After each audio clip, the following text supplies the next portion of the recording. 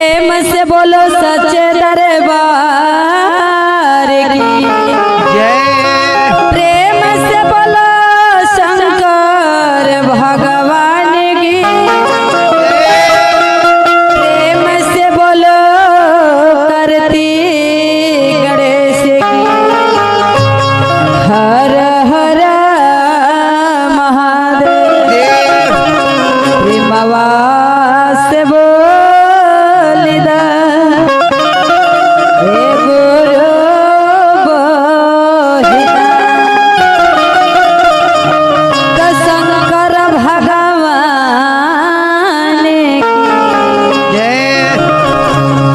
चैत के महीना में सब देवी लोग के सब देव लोग के हमारा गुरु जी के भी न्योता भेजल जाता। आ कैसे न्योता भेजल जाता आ कैसे चैत के महीना में बुलावे सब तैयार हो जा धरती लोग पर आवे खातिर। कहत लो गुरु बहिना कैसे कहत लो अरे पाँची पाँची गो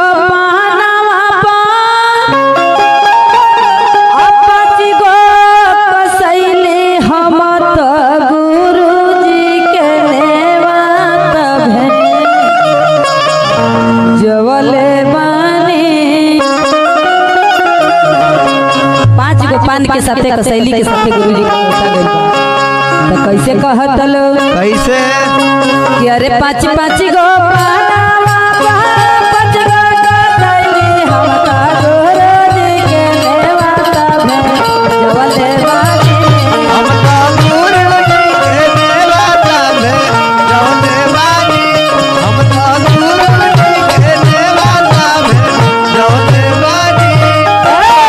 पाँच पाँच गो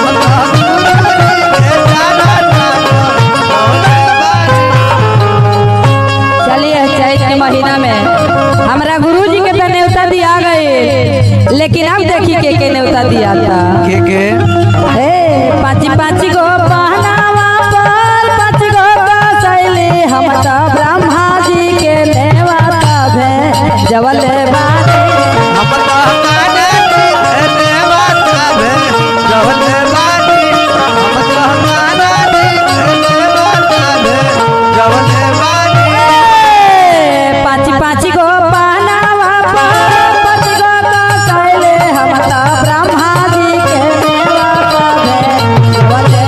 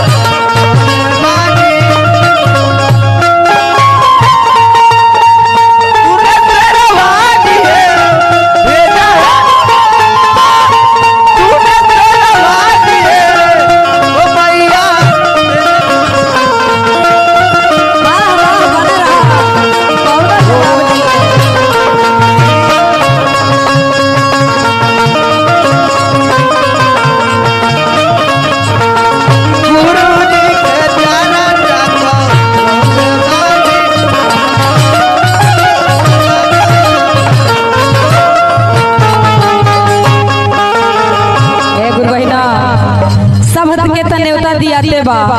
देखी माता जी के कैसे न्योता दियाता। कैसे?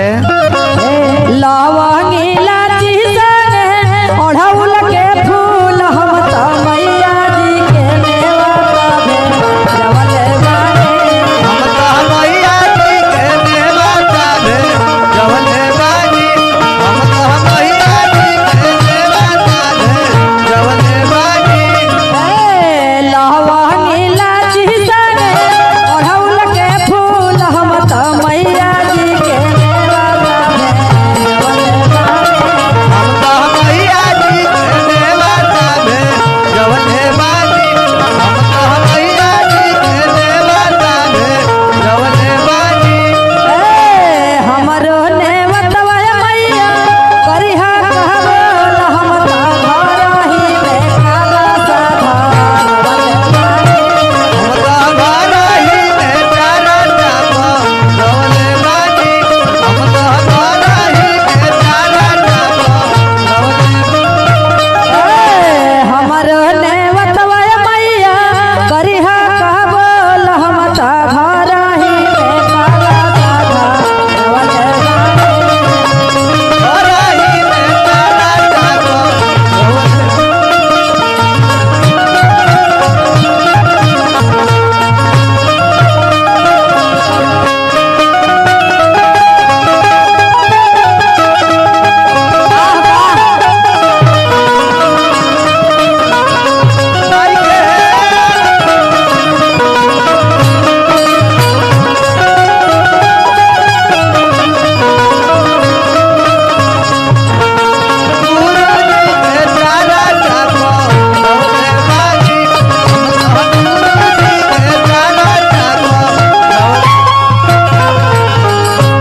देखिए सब गुरुवहिया लोग गुरुवहिना लोग के चैत के महीना में बुलावे के बा और बुला के घर में चर्चा करा लेवे के बा। कैसे गुरुवहिना लोग कहत कैसे? पच पच गो पानावा पर पच गो कसैली गुरु भैया लोग के नेवता भेजवले बानी। बोलो भैया लोग नेवता भेजवले बानी। बोलो भैया लोग नेवता भेजवले बानी। पाँच पाँच गो पहनावा पच गो कसैली गुरु बहिना लोग के नेवता भेजवले बानी। बोलो महीना लोग नेवता भेजवले बानी। बोलो महीना लोग नेवता भेजवले बानी। हमरो नेवतवा दीदी करिहा कहबोल हम त घरही में चारा जागवले बानी। हम तो घरही में चारा चापा रवले बानी। हम तो घरही में चारा चापा रवले बानी। हमरो नेवतवा भैया करिहा कहबोल हम त घरही में सबके बोलवले बानी। हम तो घरही में बाबा के बोलवले बानी। हम तो घरही में बाबा के बोलवले बानी। पाँच पाँच गो पहनावा पच गो कसैली हम त सब देवी देवता के बोलवले बानी। हम तो सब देवी देवता के बोलवले बानी। हम त घरही में चारा चकरवले बानी। हम तो घरही में चारा चापा रवले बानी। हम त घरही में काला साधावले बानी। घरही में काला चापा रवले बानी।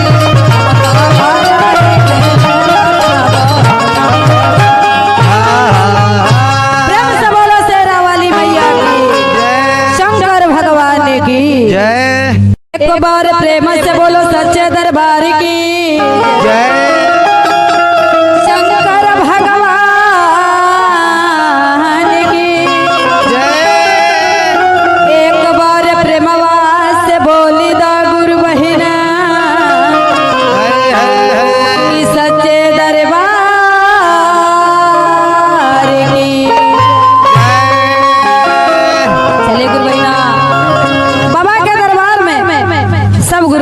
बैठल बा देखी पहले के जमाना रहल खपड़ैला के घर रहत रहल अगर जो कागा बोली तो सब केहू कही कि लागत कि बबुआ के मामा आवत रे।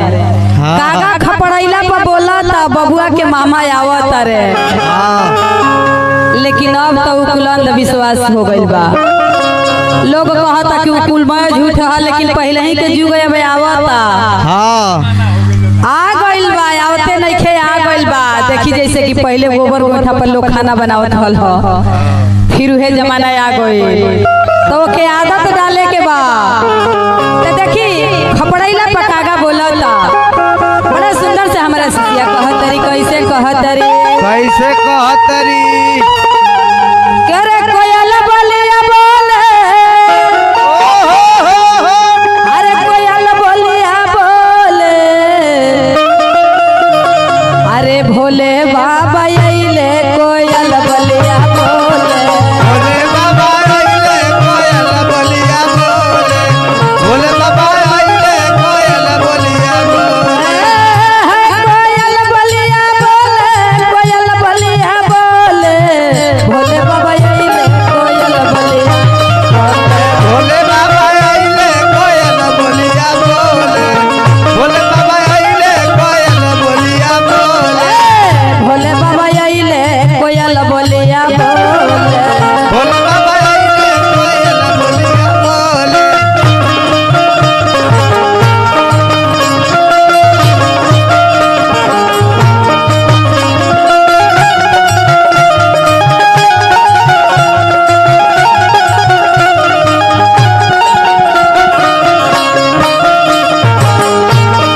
बना रहा बोला कागा हमारा गुरु जी आई है। भोले बाबा अइले कोयल बोलिया बोले भोले बाबा अइले कोयल बोलिया बोले कहत लो कि हमारा भोले बाबा आई है कोयल बोली बोला दिया और का रतिया में देखी हम गुरु के सपनावा हो गुरु के सपनावा रतिया में देखिए हो गुरु के सपनावा हो गुरु के सपनावा रतिया में देखी हम गुरु के सपनावा हो गुरु के सपनावा रतिया में देखिए हो गुरु के सपनावा हो गुरु के सपनावा है गजब रथवा डोले है गजब रथवा डोले गजब रथवा डोले भोले बाबा अइले कोयल बोलिया बोले भोले बाबा अइले कोयल बोलिया बोले भोले बाबा अइले कोयल बोलिया बोले गजब रथ डोले गजब रथ डोले भोले बाबा अइले कोयल बोलिया बोले भोले बाबा अइले कोयल बोलिया बोले भोले बाबा अइले कोयल बोलिया बोले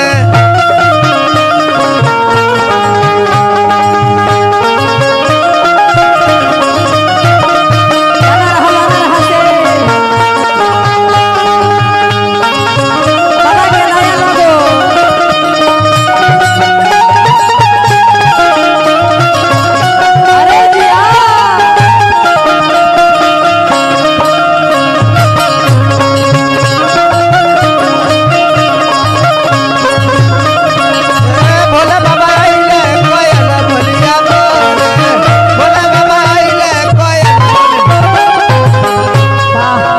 एक ही हमारा भोला जी के कितना गुणगान होता नाना प्रकार के लोग भजन भाव करता चर्चा करता।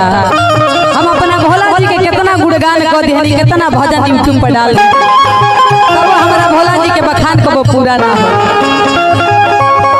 कहत रे हाय कोयल बोलिया बोले कोयल बोलिया बोले भोले बाबा अइले कोयल बोलिया भोले बाबा अइले कोयल बोलिया बोले भोले बाबा अइले कोयल बोलिया बोले भोले बाबा अइले कोयल बोलिया बोले भोले बाबा अइले कोयल बोलिया बोले भोले बाबा अइले कोयल बोलिया बोले और आगे का कहे के बा कहे के बा अब कागा बोला था। पहले के लोग एक सत्य मानत रहला कि कागा बोला था आज घरे जरूर के हुआ और का अम्मा के डढ़िया पर बोले ले कोयलिया बोले ले कोयलिया अम्मा के डढ़िया पर बोले ले कोयलिया हो बोले ले कोयलिया अम्मा के डढ़िया पर बोले ले कोयलिया हो बोले ले कोयलिया अम्मा के डढ़िया पर बोले ले कोयलिया हो बोले ले कोयलिया अरे अम्मा के डढ़िया पर बोले ले कोयलिया हो बोले ले कोयलिया अम्मा के डढ़िया पर बोले ले कोयलिया हो बोले ले कोयलिया है जब मनवा डोले जब मनवा डोले भोले बाबा आइले भोले बाबा आइले बोलिया बोले भोले बाबा आई है काजब बोलिया बोले है सेवक अखिया खोले सेवक अखिया खोले भोले बाबा आइले कोयल बोलिया भोले बाबा आई है कावन रखिया बोले भोले बाबा आई है कोयल बोलिया बोले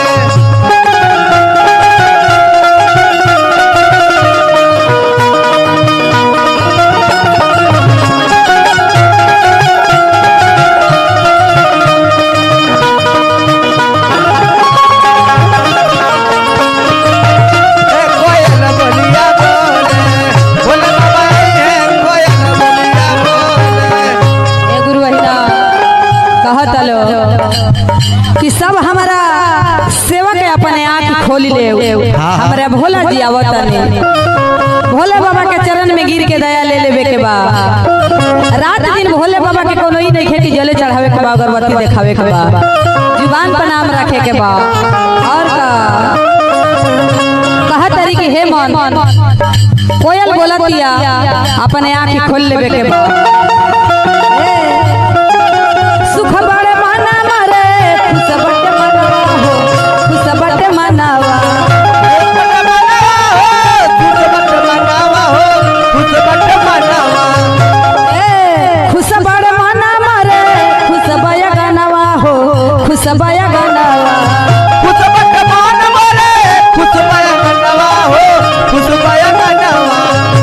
खुशी में मना डोले खुशी में मना डोले अये भोले बाबा हो कोयल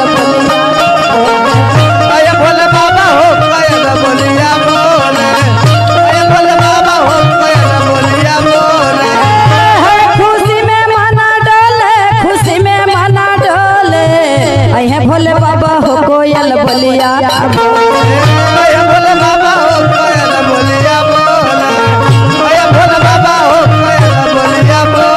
कोयल बोलिया बोले कोयल बोलिया बोले अये भोले बाबा हो कोयल बोलिया